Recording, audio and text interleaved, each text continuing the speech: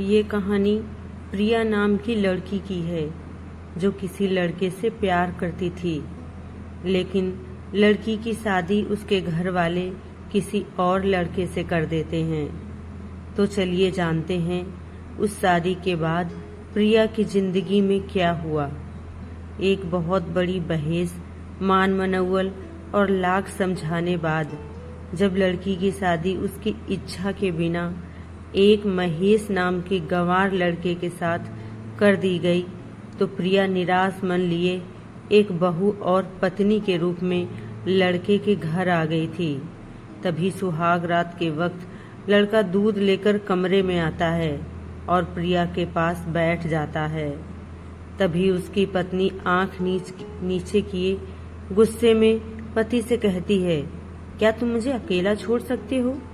प्रिया की यह बात सुनकर महेश बहुत उदास होता है।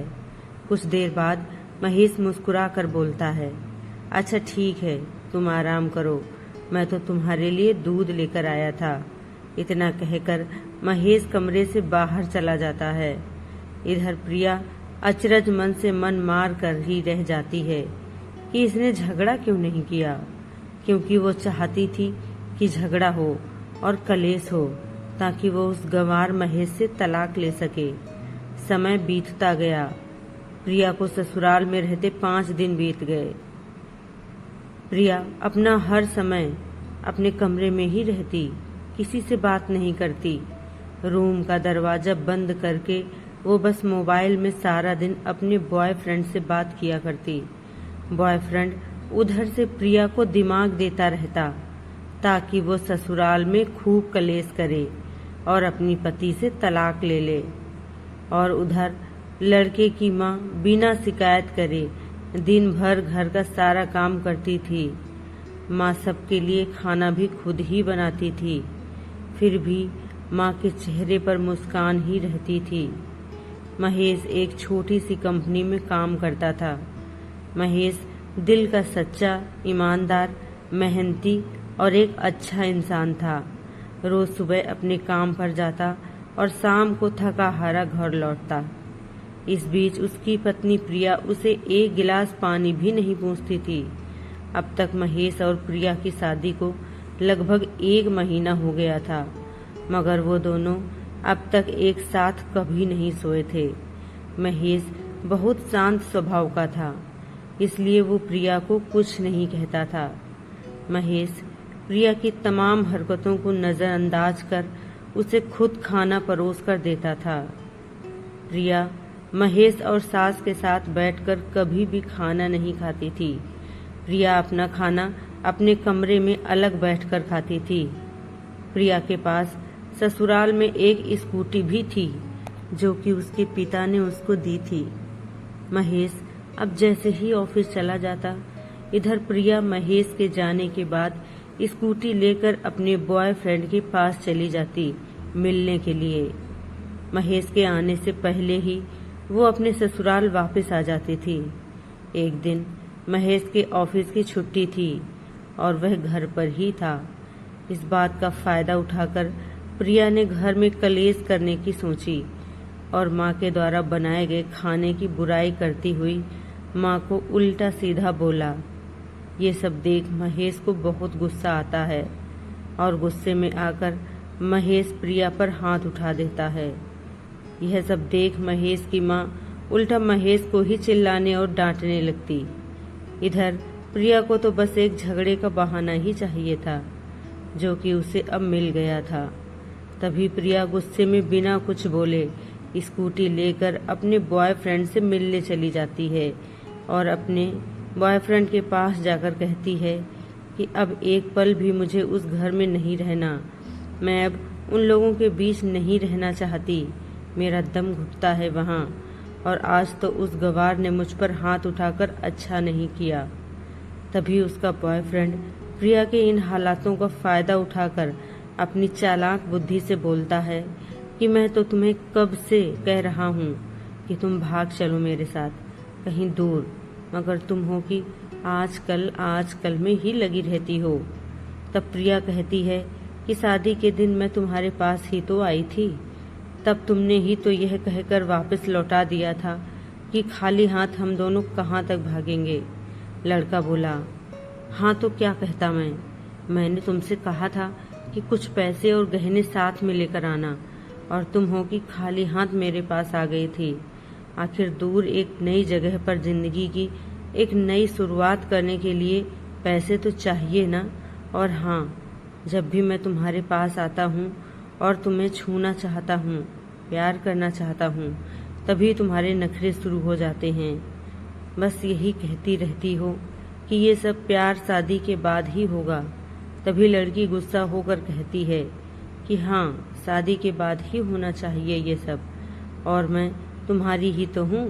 मैं आज भी एक कुंवारी लड़की ही हूँ, क्योंकि शादी करके भी मैं आज तक उस गंवार के साथ नहीं सोई हूँ, क्योंकि मैंने तुमसे ही सच्चा प्यार किया है। और अब मैं चाहती हूँ कि अब तुम मेरे साथ शादी करके मुझे हमेशा के लिए अपना बना लो, और फिर उसके बाद अपनी मर्जी जितना मन करे उतना प्यार करना, मैं नहीं रोकूंगी। यह सुनकर प्रिया का बॉयफ्रेंड बोलता है, तो ठीक है, मैं ज़रूर शादी करूंगा, मगर तुम कम से कम 5 लाख रुपयों का शाम तक किसी तरह इंतजाम कर लो। मैं तुम्हें एक होटल का पता दे रहा हूँ, तुम रात तक 10 बजे तक उस होटल में पहुँच जाना। तब प्रिया बोलती है, उस गंवार के पास कहाँ होगा पैसा, बल्कि मेरे पापा ने ही उसे दहेज के रूप में 3 लाख रुपए और कुछ गहने दिए थे। गहने तो मेरे पास ही हैं, मगर सारे पैसे उस गंवार ने अलमारी में लॉक कर रखे हैं। मगर मैं आज जैसे तैसे उस अलमारी की चाबी खोज कर उसमें से पैसे निकालकर हमेशा के लिए तुम्हारे पास आ जाऊंगी। इतना कहकर लड़की ससुराल लौट जाती है। लड़की ससुराल पहुंचकर अपने पति और सास से लड़ाई करती है और वो उन पर खूब चिल्लाती है। फिर भी पता नहीं क्यों महेश और सास प्रिया को कोई प्रतिक्रिया नहीं देते, सब अनसुना करते रहते हैं। तभी गुस्से से तिलमिलाती हुई प्रिया अपने कमरे में चली जाती है। तभी प्रिया के मोबाइल पर प्रिया के बॉयफ्रेंड का मैसेज आता है। मैसेज में लिखा था कि कब आ रही हो, पैसे लेकर कितना वक्त लगेगा। प्रिया मैसेज का रिप्लाई करते हुए लिखती है, सब्र करो, मैं वक्त पर आ जाऊंगी। इतना लिखकर मैसेज भेज देती है। इतने में महेश प्रिया के रूम का दरवाज़ा खटखटाते हुए बोलता है, चलो खाना खा लो। प्रिया बोलती है, मैं खाना तभी खाऊंगी जब मुझे इस अलमारी की चाबी दोगे। महेश कुछ देर चुप रहता है और कुछ सोचकर अलमारी की चाबी निकालकर दरवाजे के नीचे प्रिया के रूम में खिसका देता है।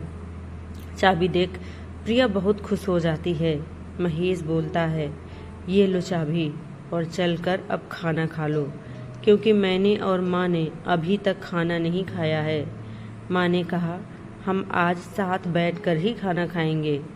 प्रिया कहती है, माँ और तुम खाना खा लो, मैं बाहर से ही खाना खाकर आई हूँ, भूख नहीं है। ये सुनकर महेश वहाँ से चला जाता है। तभी महेश जल्दी से चाबी उठाती है और अलमारी खोल देती है।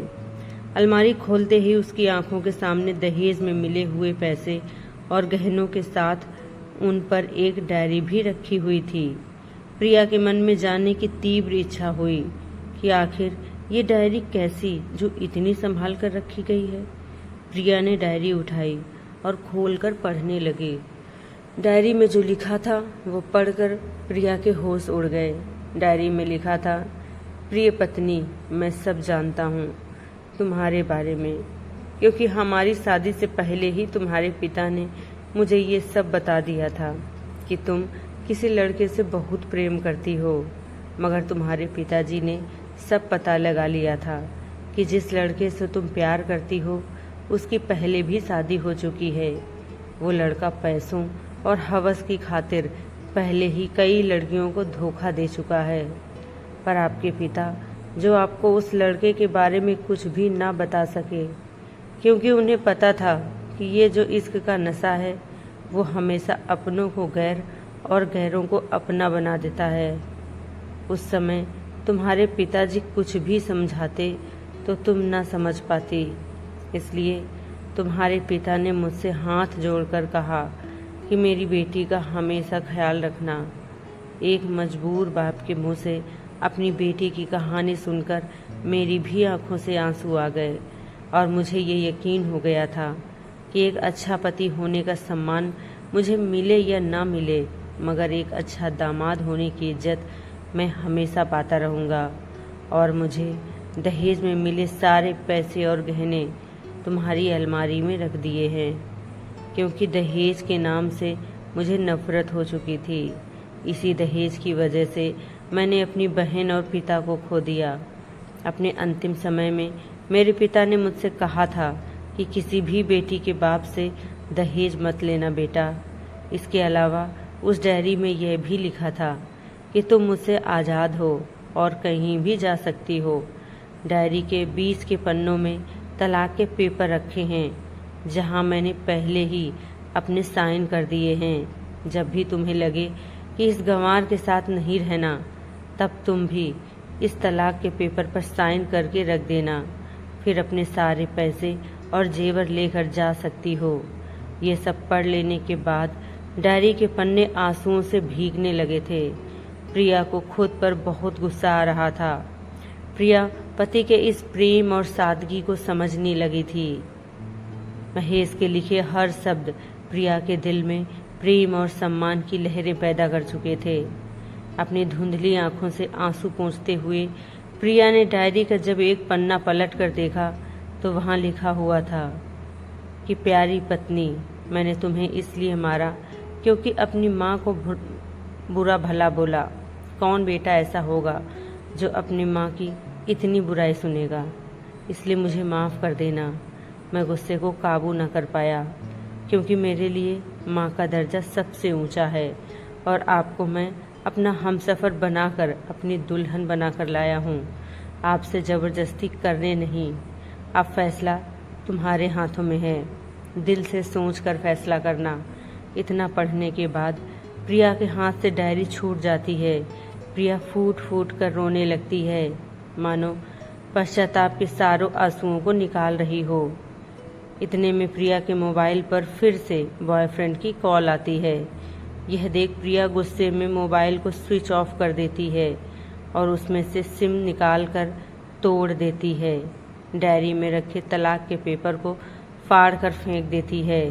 अब प्रिया को समझ आ गया था कि जिससे वो अब तक प्यार से कर रही थी, उसे तो सिर्फ पैसों से प्यार था, जबकि सच्चा प्यार करने वाला तो मेरा पति ही था, जिसे सब कुछ पता होते हुए भी मुझसे इतना प्यार किया और पिता का सम्मान भी रखा। इतने में रोती हुई आवाज़ में बोलती है, मैं अपने पति का प्यार क्यों नहीं समझ पाई अब तक। फिर किसी तरह खुद को संभालते हुए अपने रूम का दरवाज़ा खोला और जाकर अपनी सास और पति के चरणों में गिर गई। माँ बहू को उठाकर अपने सीने से लगा लेती हैं। पति खड़ा देख रहा था और उसकी आंखों में आंसू भर आए थे। ये कहानी आपको कैसी लगी कमेंट करके ज़रूर बताएं। वीडियो को शेयर करें, चैनल को सब्सक्राइब करें। पूरा वीडियो देखने के लिए आपका बहुत बहुत धन्यवाद।